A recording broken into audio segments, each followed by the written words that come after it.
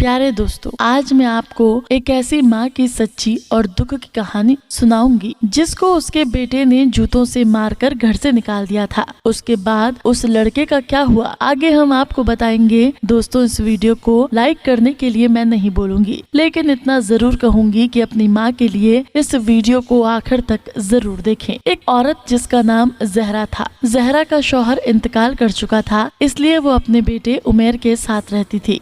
जहरा ने अपने शौहर की मौत के बाद काम करने अपने बेटे को पाला था। जहरा ने अपने बेटे उमेर को सरकारी स्कूल से 8वीं तक पढ़ाया था।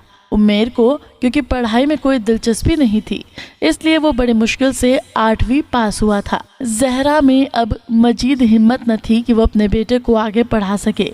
जहरा के घर में उमेर 10 साल बाद हुआ था, इसलिए जहरा की उम्र काफी हो गई थी और अब इसमें काम करने की हिम्मत भी न थी। जहरा ने उमेर को कहा कि बेटा, कहीं काम की तलाश कर लो, अब मुझ में काम करने की हिम्मत नहीं है। तो उमेर बोला, अच्छा अम्मी, आप बस दुआ करें कि मुझे जल्द काम मिल जाए।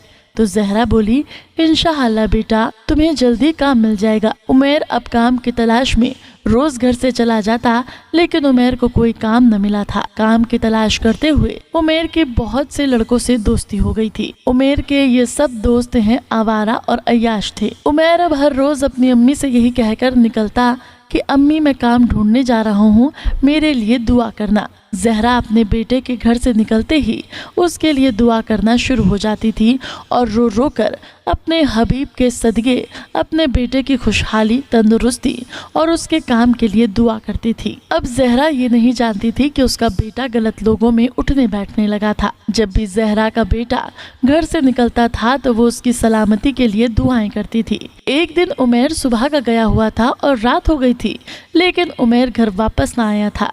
जहरा परेशान हो गई थी और अपने बेटे के लिए दुआएं कर रही थी और दिल ही दिल में कह रही थी कि मेरा बेटा ठीक हो और बस सही सलामत घर वापस आ जाए। रात के 12 बज चुके थे, लेकिन उमेर अब तक घर वापस नहीं आया था। अब तो जहरा रोने लगी थी और अपने बेटे को दिल ही दिल में कह रही थी कि उमेर, घर वापस आ जा मेरे बेटे। जहरा की आंखों में आंसू आ गए थे, क्योंकि उसके जहन में अजीबोगरीब ख्यालात आ रहे थे। फिर आधे घंटे बाद उमेर घर वापस आया तो उसकी अम्मी बोली, उमेर, आज तुमने घर आने में इतनी देरी कर दी, क्या कोई काम मिल गया था? तो उमेर बोला, मेरे नसीबों में काम कहाँ है, मैं तो अपने दोस्तों के साथ फिल्म देखने गया था, इसलिए देर हो गई है। तो जहरा बोली, उमेर, तुमने एक बार भी नहीं सोचा कि मेरी माँ घर में अकेली है, मैं जल्दी घर चला जाऊँ? तो उमेर बोला, अम्मी, क्या आप सिर्फ एक माँ अकेली थी? जितने भी दोस्त मेरे साथ मूवी देखने गए थे, उन सब की माँ घर में अकेली थी। अच्छा, मुझे बहुत भूख लगी है, मेरे लिए खाना लाओ।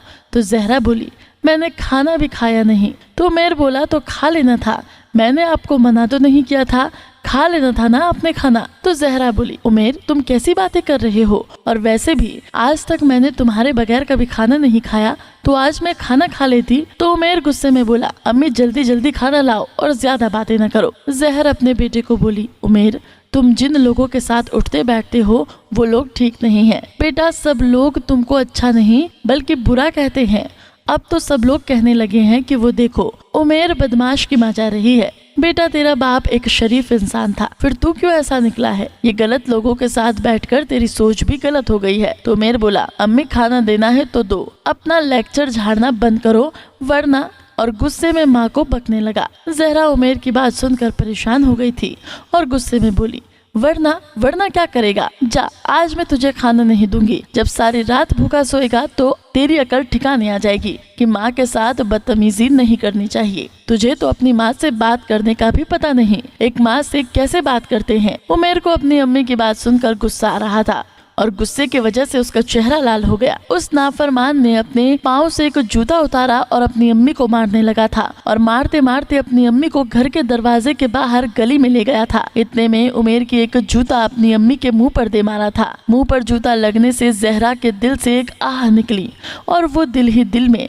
अपने रब से कह बैठी कि अल्लाह, मेरे बेटे को ऐसा सबक सिखा और ऐसी सजा दे कि ये सारी जिंदगी रोता रहे। फिर उमेर घर के अंदर चला गया और अंदर से जाकर दरवाजा बंद करके सो गया था और जहरा ऐसे ही गलियों में भटकने लगी थी।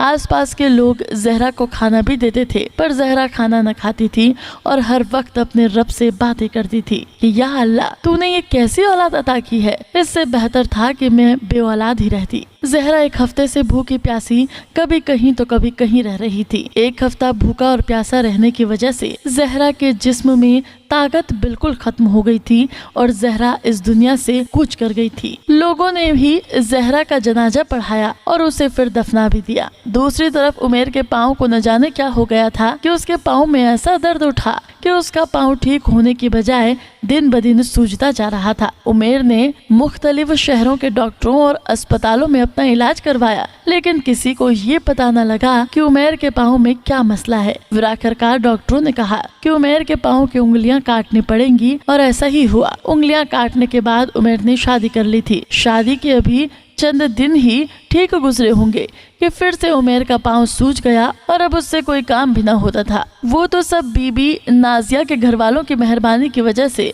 उसके घर का खर्चा चल रहा था और अब वो साथ में उमेर का इलाज भी करवा रहे थे। उमेर का पाँव ठीक नहीं हुआ, अब पाँव के साथ साथ उसकी टांग भी सूज गई थी और उसकी वजह से फिर उसका पाँव भी काटना पड़ा था। फिर कुछ महीनों के बाद उसकी टांग भी कट गई। उमेर की बीबी नाजिया, जो कि उमेर से काफी उम्मीदें लगाई बैठी थी, उसने जब देखा कि शादी के बाद उमेर सिर्फ बीमार ही रहने लगा है और 5 साल हो गए हैं, मेरे घर वाले ही इसका खर्चा उठा रहे हैं, तो नाजिया ने सोचा कि जब इन 5 सालों में ये मुझे खुश न रख सका तो आने वाले वक्त में क्या खाक खुश रखेगा। उसने फिर उमेर से तलाक ले ली और वो उमेर को छोड़कर चली गई। पहले तो उमेर को नाजिया के घर वालों का सहारा था, लेकिन अब उसके पास कुछ भी न था।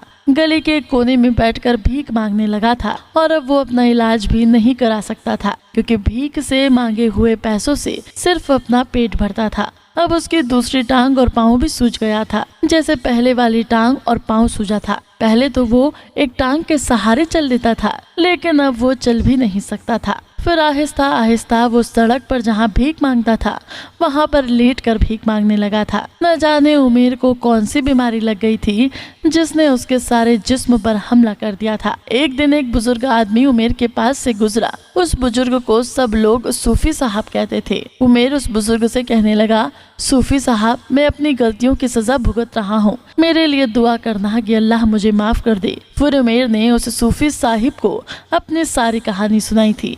तो उस बुजुर्ग सूफी ने कहा कि तुमने अपनी अम्मी के साथ जो सलूक किया है, ये तुम उसी की सजा भुगत रहे हो। तो उमेर बोला, जी सूफी साहब, अल्लाह ने मुझे मेरी गलतियों की सजा दुनिया में ऐसी दी है तो आखिरत में मेरी सजा कैसी होगी। शायद उमेर का आखिरी वक्त आ गया था।